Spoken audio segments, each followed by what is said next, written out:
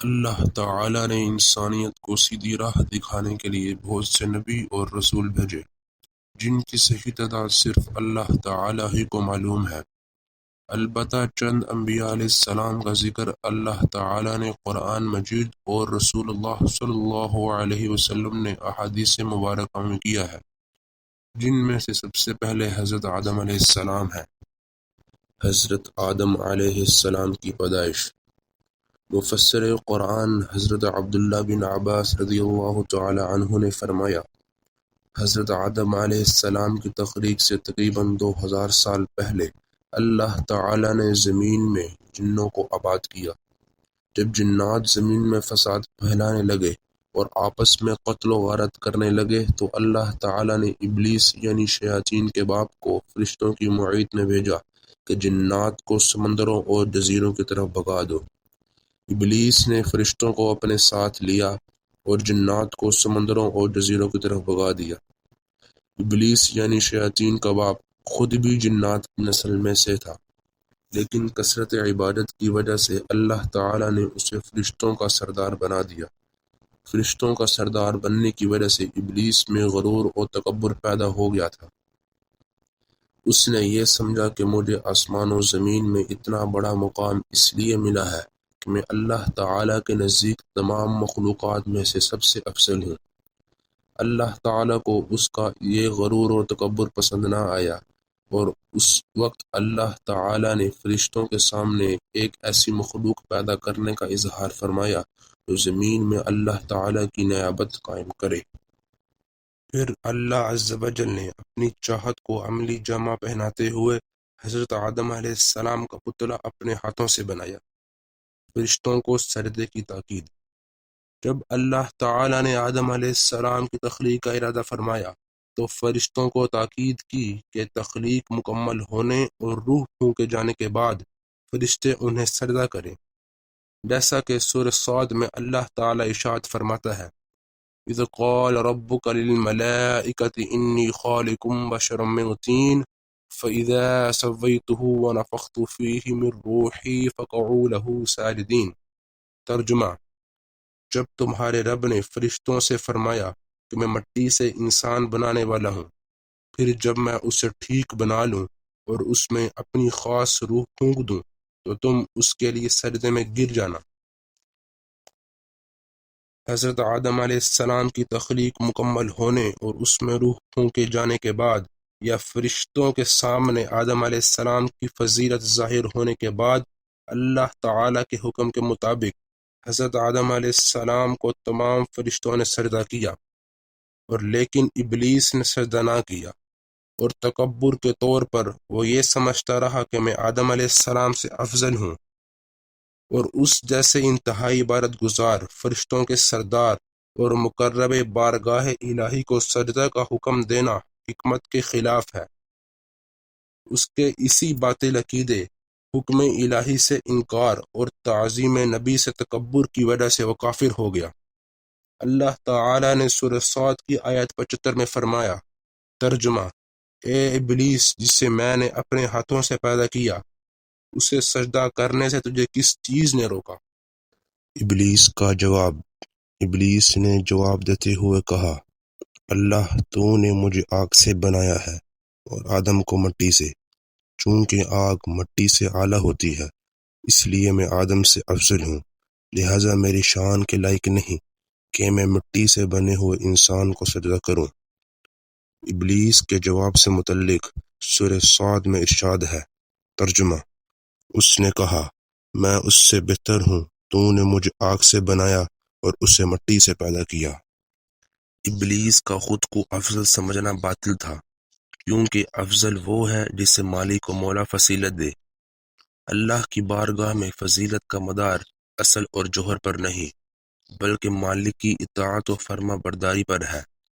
نیز آگ کا مٹی پر برتر ہونا بھی صحیح نہیں ہے، کیونکہ آگ کی صفات میں طیش، تیزی اور بلندی چاہنا ہے، اور یہ چیزیں تکبر کا سبب بنتی ہیں، جبکہ مٹی کی صفات میں ٹھہراؤ، عاجزی اور صبر ہے۔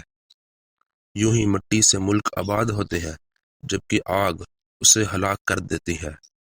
نیز مٹی امانت دار ہے، جو چیز اس میں رکھی جائے مٹی اسے محفوظ رکھتی ہے، جبکہ آگ میں جو چیز ڈالی جائے وہ اسے فنا کر دیتی ہے۔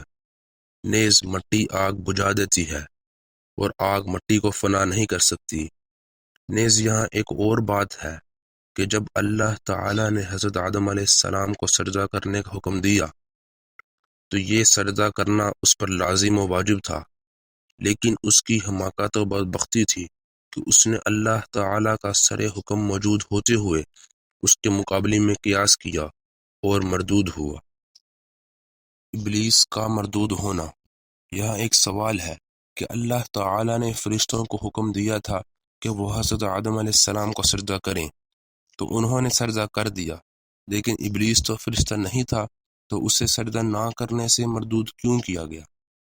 اس کا جواب یہ ہے کہ سجدے کا حکم صرف فرشتوں کو نہیں بلکہ ابلیس کو بھی تھا، اور حضرت آدم علیہ السلام کو سجدہ نہ کرنے سے ابلیس نے کئی گناہوں کا ارتکاب کیا، جیسا کہ اللہ تعالیٰ کے حکم کی مخالفت کی، اللہ تعالیٰ کے نبی حضرت آدم علیہ السلام کی عظمت سے انکار کیا، اللہ تعالیٰ کے نبی حضرت آدم علیہ السلام کی توہین کی اور انہیں اپنے سے کمتر قرار دیا، حضرت آدم علیہ السلام کے مقابلے میں تکبر کیا، حضرت آدم علیہ السلام کے فضل و شرف سے حسد کیا، مقربین و صالحین یعنی فرشتوں کی جماعت سے جدا راستہ اختیار کیا۔ ان گناہوں کا انجام یہ ہوا کہ ابلیس کی ہزاروں برس کی عبادت و ریاضت برباد ہو گئی، فرشتوں کا سردار ہونے کی عظمت چھن گئی، اسے بارگاہ الہی سے مردود و ذلیل و رسوا ہو کر نکلنا پڑا، اور پھر وہ توبہ کرنے کی بجائے مقابلہ اور سرکشی پر اتر آیا، جس کی وجہ سے قیامت تک کے لیے اس کے گلے میں لعنت کا توق ڈال دیا گیا۔ اس سلسلے میں سورہ ہجر میں ارشاد ہے، ترجمہ: تو جنت سے نکل جا کیونکہ تو مردود ہے اور بے شک قیامت تک تجھ پر لعنت ہے۔ ابلیس کے سارے واقعہ اور حضرت آدم علیہ السلام میں روح پھونکے جانے سے پہلے اللہ تعالی نے آدم علیہ السلام کی شکل و صورت بنانے کے بعد جب تک چاہا انہیں ڈھانچے کی صورت میں پڑا رہنے دیا۔ ابلیس یعنی شیاطین کا باپ آدم علیہ السلام کے گرد چکر لگاتا رہتا۔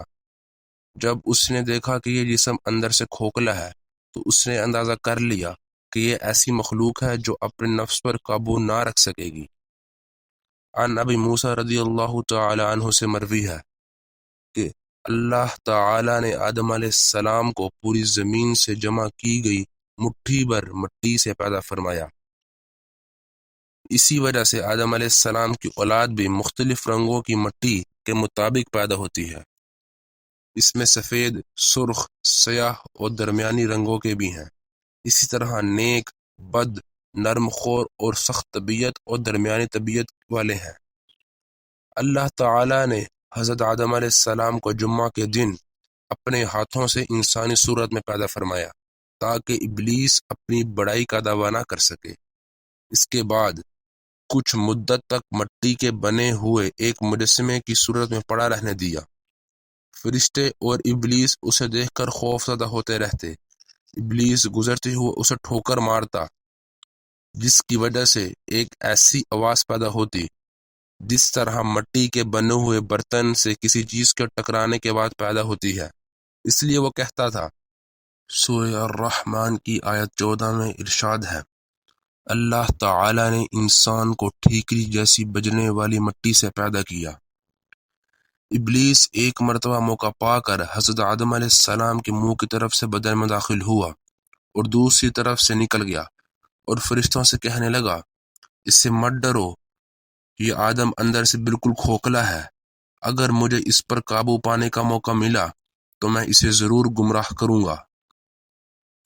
ابی ہریرہ رضی اللہ تعالی عنہ سے مروی ہے کہ اللہ تعالی نے آدم علیہ السلام کو پیدا کیا تو ان کا قد 60 ہاتھ لمبا تھا۔ پھر اس میں روح پھونکی گئی اور فرمایا، جا کر فرشتوں کی جماعت کو سلام کہیے اور ان کا جواب غور سے سنیے، وہی تمہارے اور تمہاری اولاد کے سلام اور جواب کا طریقہ ہوگا۔ آدم علیہ السلام نے فرشتوں کی ایک جماعت کے پاس جا کر کہا السلام علیکم۔ فرشتوں نے جواب دیا السلام علیکم ورحمۃ اللہ، یعنی رحمت اللہ کا اضافہ کر دیا۔ جنت میں جو بھی داخل ہوگا وہ آدم علیہ السلام کی صورت پر 7 ہاتھ قد کا ہوگا۔ اس کے بعد آج تک مخلوق کے قد میں کمی ہوتی رہی ہے، یہاں تک کہ موجودہ صورت آ گئی۔ چونکہ ابلیس کو اس بات کا علم تھا کہ یہ ایسی مخلوق ہے جو اپنے نفس پر قابو نہیں رکھ سکے گی اور اسے گمراہ کرنا آسان ہے، اس لیے اس نے آدم کی اولاد کو گمراہ کرنے کے لیے مہلت کا مطالبہ اور انتقام کا اعلان کیا۔ اپنے مردود اور لعنتی ہونے کے بارے میں سن کر ابلیس نے بارگاہ الہی میں قیامت قائم ہونے تک مہلت کا مطالبہ کر دیا۔ اس کا یہ مطالبہ قرآن مجید میں ذکر کیا گیا ہے۔ سورہ ہجر میں ارشاد ہے، ترجمہ: اے میرے رب، تو مجھے اس دن تک مہلت دے دے جب لوگ اٹھائے جائیں۔ مہلت کے مطالبے کے ساتھ ابلیس نے اپنے مکر و عزم کا اظہار کرتے ہوئے کہا، اے میرے رب، اگر تو نے قیامت تک مجھے مہلت دے دی تو میں ضرور اپنی ذلت اور رسوائی کا انتقام لوں گا اور اس کی تمام اولاد کو گمراہی کی چکی میں پیش کر رکھ دوں گا جسے تو نے میرے اوپر معزز بنا کر بھیجا۔ البتہ کچھ لوگ میرے مکر و فریب اور گمراہی سے بچے رہیں گے۔ قرآن کریم میں ارشاد ہے، ترجمہ: بھلا دیکھ تو جسے تو نے میرے اوپر معزز بنایا، اگر تو نے مجھے قیامت تک مہلت دی تو ضرور میں تھوڑے سے لوگوں کے علاوہ اس کی تمام اولاد کو پیس ڈالوں گا۔ ابلیس کو جواب۔ ابلیس کے انتقام کے عزم و اعلان پر اسے جواب دیا گیا، نکل یہاں سے، تو وسوسے ڈال کر جسے راہ ہدایت سے پھسلا سکتا ہے پھسلا دے، اپنے مکر و فریب کے تمام جال استعمال کر لے، اپنے سواروں اور پیادوں کے لشکر سارے انسانوں پر چڑھائی کر دے، تو لوگوں کے مالوں اور ان کی اولاد میں ان کا شریک ہو جا اور ان سے طرح طرح کے وعدے کرتا رہ، الغرض لوگوں کو گمراہ کرنے کے لیے تو جو کر سکتا ہے کر لے، لیکن یاد رکھ جو میرے خاص بندے ہیں ان پر تیرا کوئی داؤ چلنے والا نہیں، وہ تیرے وسوسوں اور فریب کاریوں سے بچ کر گمراہی سے محفوظ رہیں گے۔ سواروں اور پیادوں کے ذریعے چڑھائی کرنے سے مراد یہ ہے کہ اپنے تمام مکر و فریب کے جال اپنے تمام لشکر ان کے خلاف استعمال کر لے۔ مال اور اولاد میں شریک ہونے سے مراد یہ ہے کہ جو گناہ مال یا اولاد کے متعلق ہو، ابلیس ان میں شریک ہے، مثلا سود اور مال حاصل کرنے کے دوسرے حرام طریقے، اور یوں ہی فسق و معانت میں خرچ کرنا، نیز زکوٰۃ نہ دینا، اور وہ مال امور جن میں شیطان شریکت کرے، جبکہ زنا اور ناجائز طریقے سے اولاد حاصل کرنا، یہ اولاد میں شیطان کی شرکت ہے۔ ابلیس کے مطالبے کی منظوری۔ اللہ تعالی نے ابلیس کا مطالبہ منظور کرتے ہوئے اسے مہلت دے دی، البتہ اس کی مدت اس کے تقاضے کے مطابق قیامت کے دن تک کی بجائے پہلی سور پھونکے جانے تک ہے۔ اس سلسلے میں سورہ ہجر میں ارشاد ہے، ترجمہ: بے شک تو ان میں سے ہے جن کو معین وقت کے دن تک مہلت دی گئی ہے۔ ابلیس کے عزائم۔ مہلت مل جانے کے بعد ابلیس ملعون نے اپنے مزید عزائم کا اظہار کیا، جن میں سے چند ایک یہ ہیں، میں ضرور تیرے بندوں سے مقررہ حصہ لے کر انہیں اپنا اطاعت گزار بناؤں گا، میں راہ ہدایت پر لوگوں کے طاق میں بیٹھ جاؤں گا، ان کے آگے دائیں اور بائیں اور چاروں طرف سے ان پر حملہ آور ہوں گا، لوگوں کے سامنے تیری نافرمانی کو خوبصورت اور خوشنما بنا کر پیش کروں گا، تمام لوگوں کو گمراہ کر دوں گا، البتہ تیرے خاص اور چنے ہوئے بندے میرے قابو میں نہ آ سکیں گے۔ اس سلسلے میں قرآن کریم میں ارشاد ہے، ترجمہ: اس نے کہا، تیری عزت کی قسم، ضرور میں ان سب کو گمراہ کر دوں گا مگر جو ان میں تیرے چنے ہوئے بندے ہیں۔ ابلیس کو جواب۔ ابلیس نے جب اپنے عزائم کا اظہار کیا تو اللہ تعالی نے اسے وہ جواب دیا، چنانچہ سورہ اعراف میں ارشاد ہے، ترجمہ: اللہ نے فرمایا، تو یہاں سے ذلیل و مردود ہو کر نکل جا، بے شک ان میں سے جو تیری پیروی کرے گا تو میں ضرور تم سب سے جہنم کو بھر دوں گا۔